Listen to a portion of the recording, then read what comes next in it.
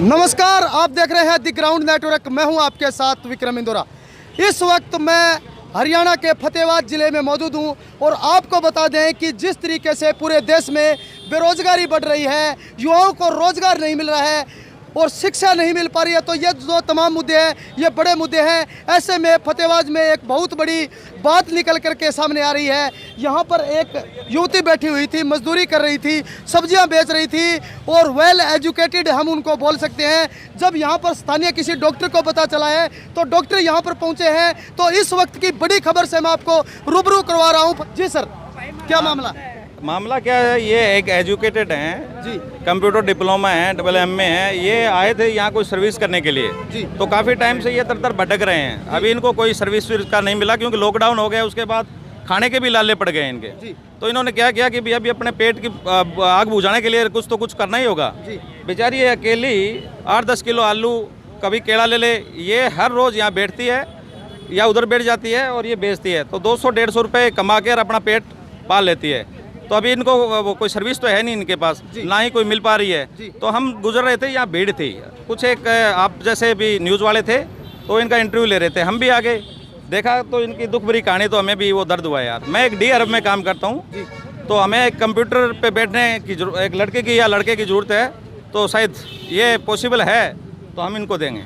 Doctor साहब, देश की आज़ादी को 70 साल से ऊपर हो गए हैं। ऐसे में जो MA पास है वो यहाँ पर बैठ करके सब्जियां बेच रहा है, तो ये अपने आप में एक शर्मनाक बात है। क्या कहोगे देश के लिए? मोदी जो करोड़ों रोजगार देने की बात करता है जी, ये बाबा झूठ ही बोलता है और झूठ बोल ही रहा है, उसमें कोई दो राय नहीं है जी। देखो अभी आपके सामने, सब लोगों के सामने कोई नाटक थोड़ी चल रहा है, ये बिल्कुल वास्तविकता है। ये वास्तविकता है। और इस एरिया में पूछो कि ये हर रोज यहाँ नहीं आके लगाती है, तो ये वास्तविकता है जी। क्या आप बताएं? तो बाकी देश में रोजगार खत्म हो रहा है, कहीं ना कहीं शिक्षा को खत्म किया जा रहा है कोरोना की आड़ में, क्या कहोगे? तो 2 साल से तो देख रहे हैं बच्चे घर पे बैठे हैं जी। पता नहीं कोरोना क्या है, कोविड क्या है। इलेक्शन आते हैं तब तो भाग जाता है, लेकिन अभी तो आ ही गया, अभी तो आ गया। अभी आगे पंजाब में इलेक्शन आएंगे तो फिर कोरोना नहीं रहेगा, लेकिन अभी तीसरी चरण आने का बोल रहे हैं कि आ ही गए है, कुछ एक जगहों में तो आ ही गए हैं। डॉक्टर साहब, सरकार से क्या अनुरोध करोगे? खैर सरकार सुन तो नहीं रही, ऐसे में क्या सरकार से क्या अनुरोध करोगे? क्या करना है? हो सकता है सुन भी ले। बहरी सरकार से क्या अनुरोध करना है? कुछ नहीं करना जी। क्या करना है? कुछ नहीं करना। क्या नाम है डॉक्टर साहब आपका? नरेंद्र। कौन से हॉस्पिटल में काम करते हैं? हॉस्पिटल नहीं, मैं मेरा डी अरब का काम करता हूँ। अच्छा। तो ये स्थानीय डॉक्टर को जैसे ही पता चला कि यहाँ पर डबल MA जो लड़की है वो सब्जी बेच रही है, तो यहाँ पर ये संपर्क में आया है। इस लड़की को इन्होंने ऑफर किया है कि नौकरी सरकार तो नहीं दे रही, ऐसे में हमारी जो कंपनी है वो नौकरी देगी। हम इस लड़की से बातचीत करते हैं। हाँ जी, कहाँ से हो जी आप? सर हरियाणा से ही है। हरियाणा से? कौन से जिले से? हरियाणा से सर, रेवाड़ी से। अच्छा। डबल MA होकर के आप सब्जी बेच रही हो, ऐसे में सरकार के बारे में क्या कहोगे? सर सरकार से हमारी बस एक ही रिक्वेस्ट है, हमें तो सरकार की ज़रूरत है कि हम जैसों को मतलब अवेलेबल हो जाए। हमें पता नहीं है कि सरकारी जॉब कहाँ से मिलती है, मिल जाए। फिर एज लिमिट, हमेशा एक्सपीरियंस एज लिमिट को अगर वो कहते हैं कि 20 साल 25 साल, तो वो सिर्फ पढ़ाई लिखाई करके बाहर आ रहा है, उसको एक्सपीरियंस नहीं है। जॉब एक्सपीरियंस होना भी बहुत ज़रूरी होता है कभी कभी। बहन जी, कितने दिनों से सब्जी बेच रहे हो आप? भैया 1 महीने के करीब। 1 महीने से? पहले कौन से जिले में थे आप? भैया पहले हम थे, यहाँ नहीं थे हम, पहले यूपी में थे और वहाँ पे फैक्ट्री में थे। फैक्ट्रियाँ बंद हो गई है, फैक्ट्रियों में भी इतना पैसा नहीं है कहीं पे। लॉकडाउन की वजह से बहुत तगड़ा इफेक्ट है। लॉकडाउन की वजह से सब कुछ ही बंद हुआ है। 1 साल 2 साल जितनी भी सेविंग थी सब खत्म हो गई है। घर बैठे बैठे अब कमाना तो पड़ेगा ही। अगर बंद ही रहेगा हमेशा तो बड़े से बड़ा आदमी भी सड़क पे आ जाता है। तो बहन जी, आपको क्या लगता है, क्या वास्तव में देश के बुरे हालात नहीं चल रहे वर्तमान में? देश की बुरी हालात नहीं कह सकते हम, बीमारी में सब बचे हुए, नहीं तो मर जाते, ये बताया गया।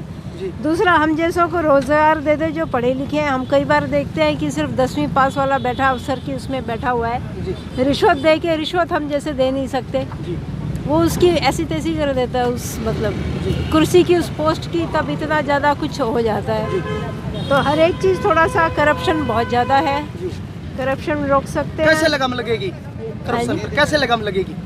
लगाम हम जैसे लोग बैठे हैं ना, अच्छा। We can also tell them कि भी ये आदमी है, करप्ट है, ये सबसे इतनी ज़्यादा रिश्वत आप जैसे ले रहे हैं। अच्छे पढ़े लिखे उनको नौकरियां नहीं मिल रही, आप जैसे लोगों को कहीं ना कहीं अच्छे पढ़े लिखे उनको डी ग्रुप में भर्ती किया जा रहा है, जो बड़ी बड़ी जो नौकरियां हैं वो अभी भी उनकी पोस्टें खाली है, सरकार भर नहीं रही है।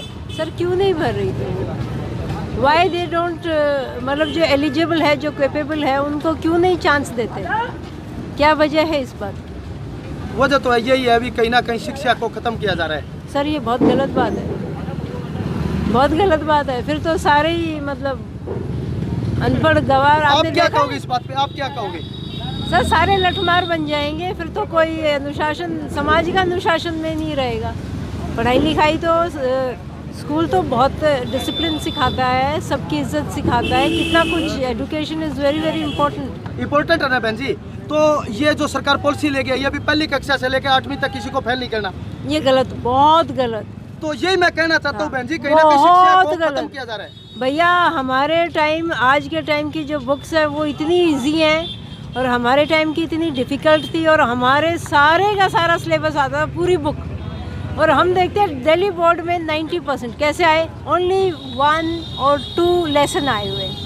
ये कोई रूल नहीं है सरकार का, ठीक है ना। हमारे टाइम की जनरेशन को इतना प्रेशराइज था हम लोगों को कि पूरी बुक आती थी हमारे, हम पूरी बुक पढ़े हुए हैं। आज के टाइम हम अगर देखते हैं तो सब 1-1, 2-2 लेसन। ये तो कोई फाइनल एग्जाम्स नहीं हुए, ये तो क्लास टेस्ट हुए सर। एजुकेशन, एक्चुअली एजुकेशन की पॉलिसीज़ आजकल बहुत ज़्यादा मतलब ख़त्म हो चुकी हैं। अब ये मंत्री के बच्चे पढ़ते हैं नहीं हैं, 1-2 उनको पता है बिना एजुकेशन होता नहीं है कुछ भी। यूँ कहते हैं BA पास है, बात करके देखो तो मतलब छोटा बच्चा जो 5वीं क्लास में है वो उसको समझा देगा क्या है। उनको अक्षर लिखने नहीं आते। कई हम 1-2 स्कूल में ऐसे हैं जिनको अक्षर नहीं लिखने आते, 7वीं कक्षा में बैठे हैं सर, वो 7th क्लास में बैठे हैं, उनको ये नहीं पता कि इस अक्षर को कैसे लिखा जाता है। जी बिल्कुल। तो ये जो पास करने का सिस्टम है ना, ये BA भी कर लेगा तो भी उसको ABCD लिखने नहीं आएगी। कहीं ना कहीं बहन जी कहने का मतलब आपका ये भी पढ़े लिखों को अंगूठा छाप बनाया जा रहा है। सर अंगूठे छाप को डिग्री दी जा रही है, अंगूठे छाप को डिग्री दी जा रही है, ये कह रही हूँ। डिग्री तो क्या देने देश का भविष्य अंधकार में नहीं है? बिल्कुल सर, अंधेरे में नहीं। तो इस देश का क्या होगा बहन जी? कुएं आने में। वाले समय में इस देश का क्या होगा? कुएं आप जैसे में। लोग यहाँ पर बैठ करके सब्जियाँ बेचेंगे, सर, हम पढ़े तो- लिखे लोग सब्जियाँ बेचेंगे, तो इस देश का भविष्य खतरे में है। बहुत ज़्यादा खतरे में सर, अंधेरे में नहीं है, कुएं में, कुएं में। तो डॉक्टर साहब ने जो ऑफर दिया है, सर बहुत अच्छा है। अच्छा, आप सहमत हो? हाँ जी। अच्छा, तो कंप्यूटर ये एक बहुत बड़े दरिया दिल में इसको कहूँगा, डॉक्टर साहब ने नौकरी के लिए ऑफर किया है। हाँ जी डॉक्टर साहब, क्या नाम बताया आपने? नरेंद्र सुथार।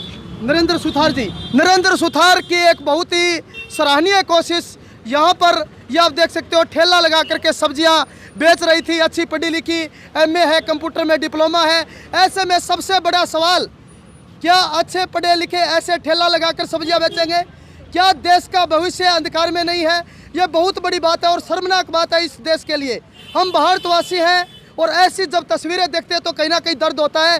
जब अच्छे पढ़े लिखे यूं सड़क पर बैठ करके सब्जियां बेचेंगे तो हम स्पष्ट रूप से कह सकते हैं कि इस देश का भविष्य अंधकार में है। कुछ न कुछ सुनवाई सरकार को करनी होगी ताकि हम जो हम देश का उज्जवल भविष्य चाहते हैं वो बना सकें। खैर, इस वीडियो को आप ज़्यादा से ज़्यादा शेयर जरूर कीजिए ताकि ये तमाम जानकारी लोगों तक पहुँचे। बहुत बहुत धन्यवाद।